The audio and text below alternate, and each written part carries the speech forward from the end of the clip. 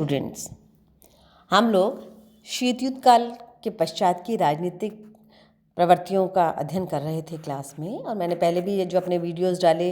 विशेषकर ये सभी वीडियोस बीए फाइनल ईयर के सेकंड पेपर अंतर्राष्ट्रीय राजनीति के पेपर से संबंधित हैं, जो आपकी परीक्षा की दृष्टि से भी और ज्ञानवर्धन की दृष्टि से भी महत्वपूर्ण है। आज हम अंतर्राष्ट्रीय राजनीति में 1990 के दशक में हुए एक प्रमुख परिवर्तन, जिसको कहते हैं युगांतरकारी परिवर्तन के रूप में एक घटना का अध्ययन करते हैं। वो है साम्यवादी गुट का बिखराव। जैसा कि मैंने अपने पूर्व वीडियोस में आप लोगों को स्पष्ट किया था कि द्वितीय विश्व युद्ध के पश्चात में विचारधारा के आधार पर, हितों के आधार पर, वर्चस्व के आधार पर अंतर्राष्ट्रीय राजनीति में गुटीय राजनीति का, दो विश्व गुटों का, दो विश्व आप मान सकते हो संगठनों का, दो विश्व प्रभुता वाली शक्तियों का एक शीत संघर्ष प्रारंभ हुआ था। और उसी दौरान प्रत्येक गुट ने अपने वर्चस्व को बढ़ाने के लिए अपने क्षेत्र के आसपास प्राथमिक रूप से और द्वितीय रूप से अपने क्षेत्र से दूर, भौगोलिक क्षेत्र से दूर ऐसे अन्य राष्ट्रों को सहायता देकर, विचारधारा के प्रचार प्रसार के द्वारा उन्हें संरक्षण देकर, समर्थन देकर इस प्रकार की राजनीतिक रचना प्रस्तुत की, जिसमें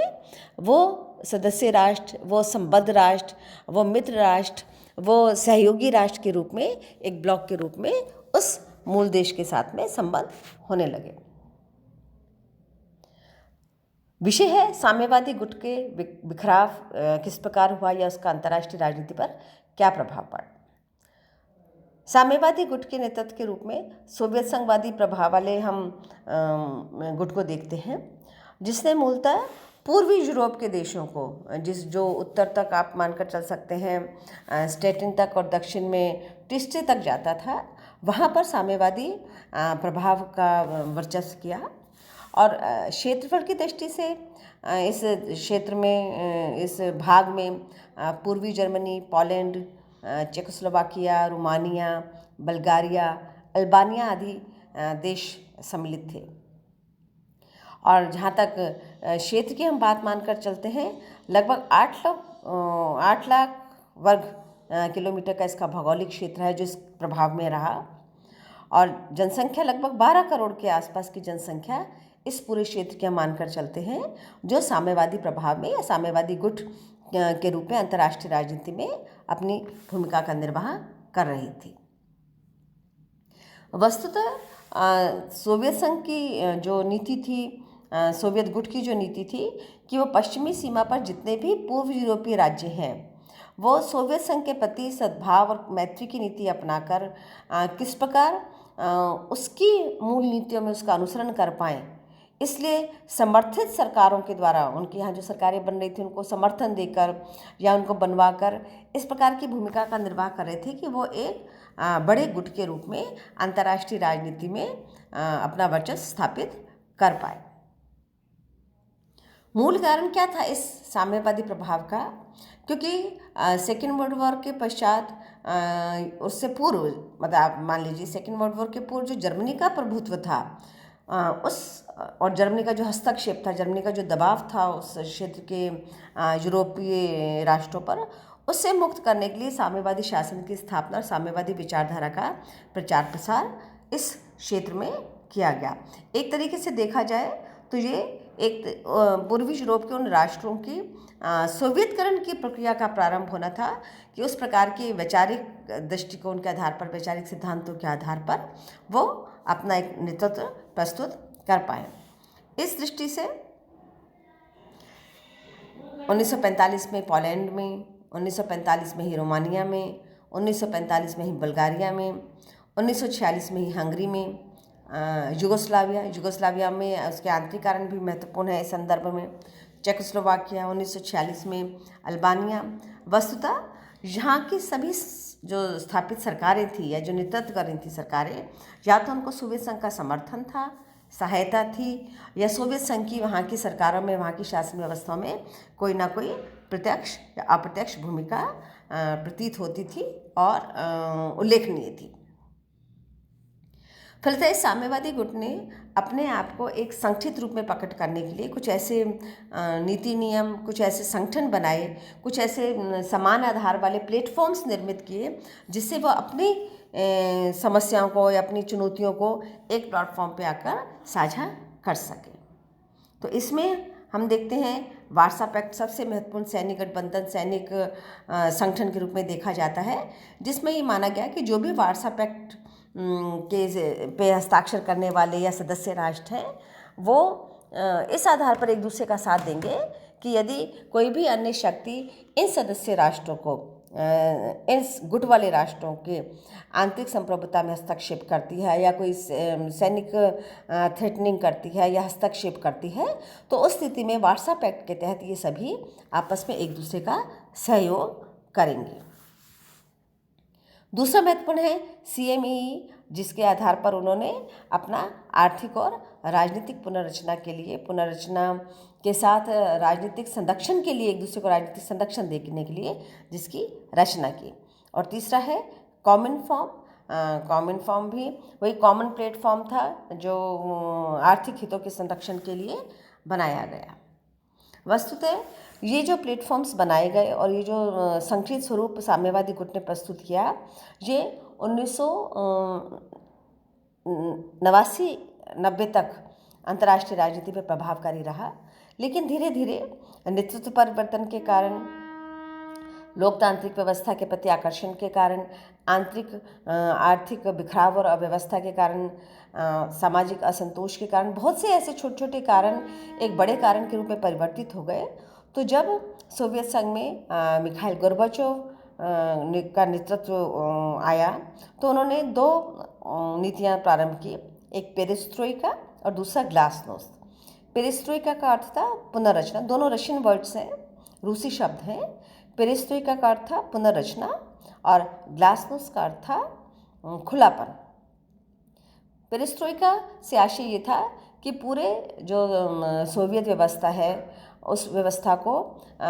दोबारा रिकंस्ट्रक्ट किया जाए आर्थिक और राजनीतिक आधार पर, उसमें सुधार किए जाए। और ये वस्तुतः ये जो पेरेस्ट्रोइका का विचार था यही उस मूल विचार के विपरीत था कि साम्यवादी विचारधारा में मौलिक परिवर्तन नहीं हो सकता। और दूसरा था ग्लासनोस्त, खुलापन, अर्थात विश्व में हो रहे अन्य लोकतांत्रिक प्रक्रियाओं को, सुधारों को, सुझावों को, संस्था और संरचनाओं के प्रति भी खुलापन रखकर एक हम नई व्यवस्था का निर्माण कर सकते हैं। फलतः इसका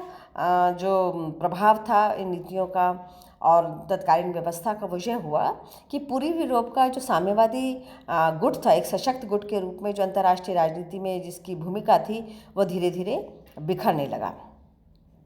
धीरे धीरे उसके सारे जो राज्य थे, हम मान लीजिए यही Poland, Romania, Bulgaria, Hungary, Yugoslavia, Yugo अलग, स्लाव अलग, चेकोस्लोवाकिया, चेक अलग हो गया, स्लोवाक अलग हो गए, अल्बानिया, मतलब जो भी पूर्वी यूरोप के ऐसे समस्त राष्ट्र थे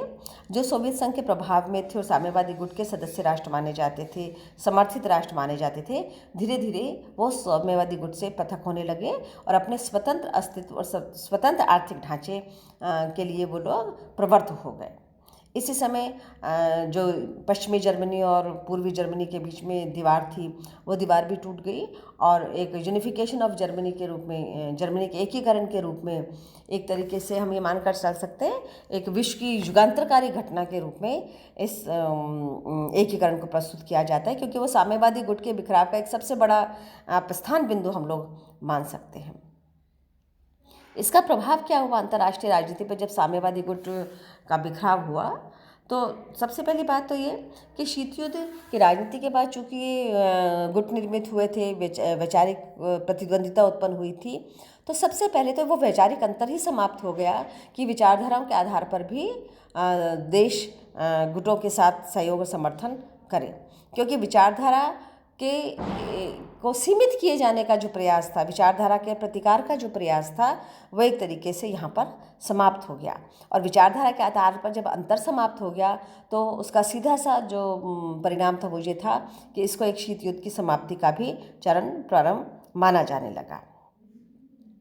और इस विचार को स्वीकार किया जाने लगा कि लोकतंत्र का विचार, लोकतांत्रिक विचारधारा, लोकतांत्रिक संस्थाएं, लोकतांत्रिक आधार पर निर्मित पूंजीवादी बाजार आगामी विकास के लिए, आगामी सामाजिक संरचनाओं के लिए, आर्थिक सुधारों के लिए आवश्यक है। तो जब वैचारिक आधार पर लोकतंत्र की स्वीकार्यता बढ़ी तो उसका निष्कर्ष ये निकला कि साम्यवादी विचार के प्रति लोगों का आकर्षण स्वतः ही कम होता चला गया। जब हम साम्यवादी विचार की बात करते हैं तो हम विचार की बात नहीं करते या विचारधारा की बात नहीं कर रहे, हम उस व्यवस्था की बात कर रहे हैं जो साम्यवादी विचार के आधार पर निर्मित होती है। क्योंकि मूलतः साम्यवादी विचारधारा के आधार पर निर्मित होने वाली जितनी भी व्यवस्थाएं हैं वह अक्षरशः उस विचारधारा का अनुसरण नहीं कर पाती हैं, क्योंकि व्यवस्थागत जो संरचनाएं होती हैं उनका मूल विचारधारा से उतना साम्य नहीं रह पाता है। तो उसमें जो प्रक्रियागत अंतर आता है, प्रक्रियागत भिन्नता आती है, प्रक्रियागत दोष आते हैं, वो भी व्यवस्था के पतन के मूल कारण की भूमिका निभाते हैं। इस संदर्भ में ये महत्वपूर्ण है कि जो कि सोवियत संघ गुट का या साम्यवादी गुट में सब राष्ट्र मिले हुए थे और उसमें रूस की भूमिका एक बहुत महत्वपूर्ण घटक के रूप में थी, मेन घटक के रूप में थी। अब साम्यवादी गुट के बिखराव के पश्चात में रूस एक प्रमुख देश के रूप में एक अकेला साम्यवादी देश के नेतृत्व के लिए रह गया और उसकी भूमिका भी परिवर्तित हुई, न केवल परमाणु शक्तियों के संदर्भ में, न केवल विश्व राजनीति में राजनीतिक पहल के संदर्भ में, बल्कि अपने देश की आंतरिक व्यवस्था के पुनर्रचना के संदर्भ में भी रूस का दृष्टिकोण परिवर्तित होता चला गया। वैचारिक दृष्टि से, आलोचनात्मक और विश्लेषणात्मक दृष्टि से देखते हैं तो कई विश्लेषक ये भी मानते हैं कि साम्यवाद का पराभव है, साम्यवादी विचारधारा का पराभव है। लेकिन एक राजनीतिक विश्लेषक के नाते दो चीज़ें स्पष्ट, कभी भी किसी विचारधारा का पराभव नहीं होता। विचारधारा के आधार पर निर्मित जो व्यवस्थाएं होती हैं, विचारधारा के आधार पर जो संरचनाएं विकसित की जाती हैं, वो